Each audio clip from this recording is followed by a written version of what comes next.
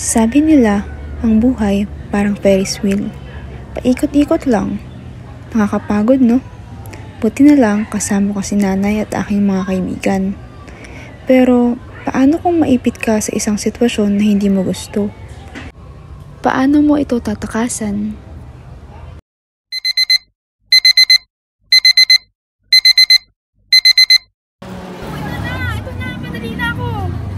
Sophia! Dali! Malapit na si Mac. Ay, naku! Late ka na naman. Buti na lang may kausap pa si Ma'am sa pako. Tamora! Tara na! Oh, ayun na pala si Sophia eh. May gawa ka na sa philosophy? Ha? May gagawin ba doon? Ayan, wala ka. Baby na, wala kang gawa. Okay lang. Salamat. Bakit mo na kasi ngayon? Oo, kasi nagtinda kayo ng panindari natin. Ayan! Siya ngayon. Sige.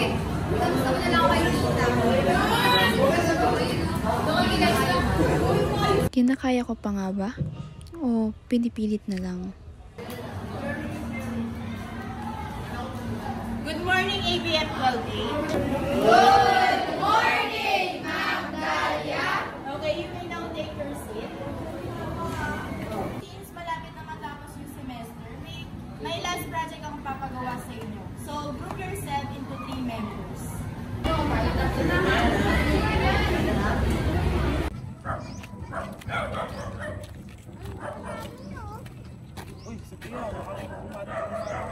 Medyo lang, kasi may sakit na si nanay, kaya tapos kami sa pera. Malamang na racket, medyo delikado. Pag malakas na Ano namang racket yan? sa nila, salit na lang itong items sa hospital. Naku kuya man, hindi ako pwede sa ganyan, baka mapasama pa ako. Sige na, Sophia. Alam ko naman na kailangan mo ng pera eh. Mag-isipan mo ah. Sige. Nay? Nay, nandito na po ako.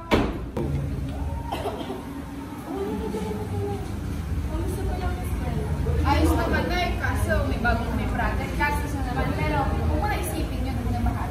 Ikaw Nay, kamusta ka na? Tagalan niya ubo mo ah. Hindi okay naman.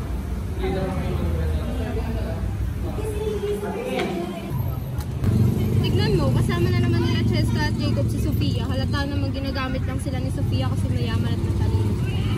Naku, sinabi mo pa. Nakita ko nga lang kahapon na hawapin sila kay Jacob. Diba, lagi siyang magpapalibre tuwing magkakasama sila. Palibhasa, walang tatay at tindera lang nanay. Ano ba ang problema nyo? Alam naman natin hindi totoo yung sinasabi nila eh.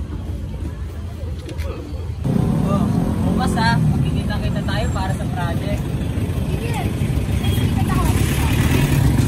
Sige, anong oras ba? Siguro after lunch, kasi may lakad ko. Sige, mauna na ako ah. Bye!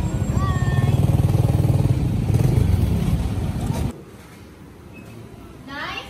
Nay, nandito na po ako. Nay! Nay, ano nangyari sa'yo? Nay, tuloy kita sa ospital, Nay!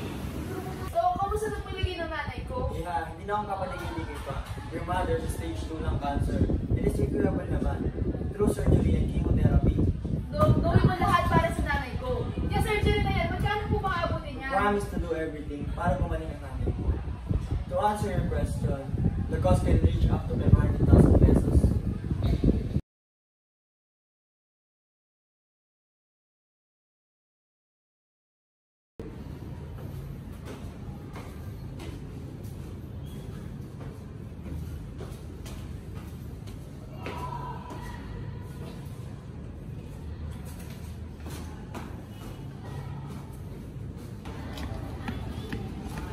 Pasensya na guys, late na naman ako. Hindi na lang kasi si nanay sa ospital eh. Ayos lang. Basta kailangan natin ito pagtulungan ng mabuti. Magtutulungan naman tayo, di ba? Oo naman, pero sana next time, mas maaga niyo sa yan. May lunch pa kasi kami. Humihingi na nga ng pasensya yung tao, di ba? Palibasa kasi yung part mo, pinapagawa mo sa iba. What did you say? Bakit? Totoo naman ah. Halos lahat ng schools mo bayad at pinagawa mo sa iba. How dare you say that? Alam mo, may pinagdadaanan ako noon. Namatay yung aso ko, kaya hindi ako okay. Yan!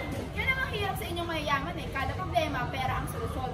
Kami mahihirap, kailangan kumayod ng kumayod kahit wala ng pag-asang makaahon. Tama na, Cheska, humihingi na nga ng pasensya yung tao, di ba? Ikaw naman, Sofia, alam namin mahirap ang sitwasyon mo ngayon. Pero sana, huwag mo sa amin ibuntong ang problema mo. Mga kaibigan mo rin naman kami. Hindi nyo kasi ko naiintindihan. Palibhasa kayo mayaman, matalino, walang problema. Madali lang lahat para sa inyo.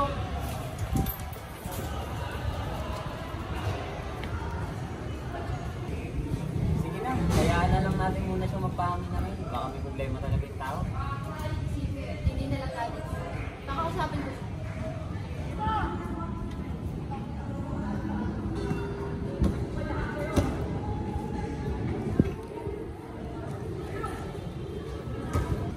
Sophia, I'm so sorry for what happened earlier. I didn't mean to offend you, pero ang sa akin lang, sana kung masabi ka kung malilate ko. Pasensya na rin, Cheska. Nahihirapan na rin kasi ako mula kagabi. Hindi ko na alam kung anong gagawin ko sa sitwasyon namin ni nanay ngayon. Ano ba kasi nangyari sa namin? Kagabi, kaya dinala ko sa ospital. Ang sabi ng doktor, meron siyang stage 2 lung cancer at kailangan operahan.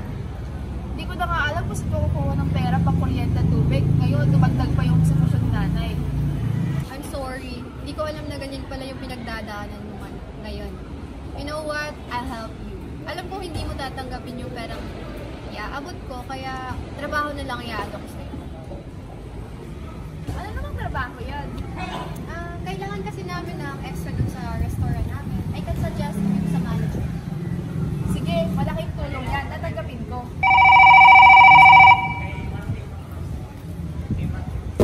Oh, Kuya Mark. Kaya ano? May bago ako na sensi ka ba? Kuya Mark, hindi na kaya na konsensya kayong ganyan. Tsaka, hindi na hanap na akong trabaho. O ano ka ba, Sophia?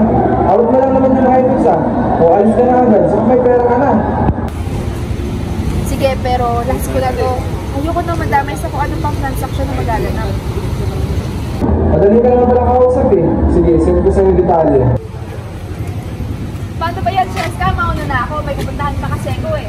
Sige, mag-iingat ka. Sige, ingat ka rin. Salamat.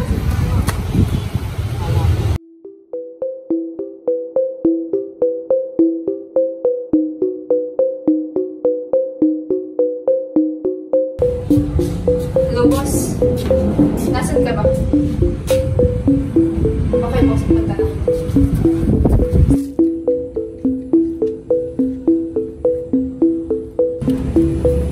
Hoy! Bawal yan ah!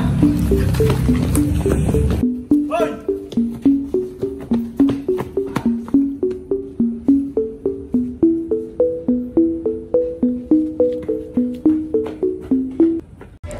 Sana hindi ko na lang tinanggap yung racket. Sana hindi kami mahirap.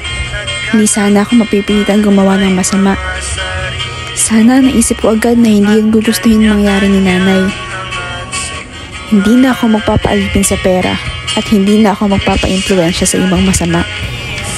Totoo nga ang buhay ay parang Ferris wheel. Minsan, nasa itaas ka. Minsan, nasa ibaba. Pero dapat, huwag tayong susuko.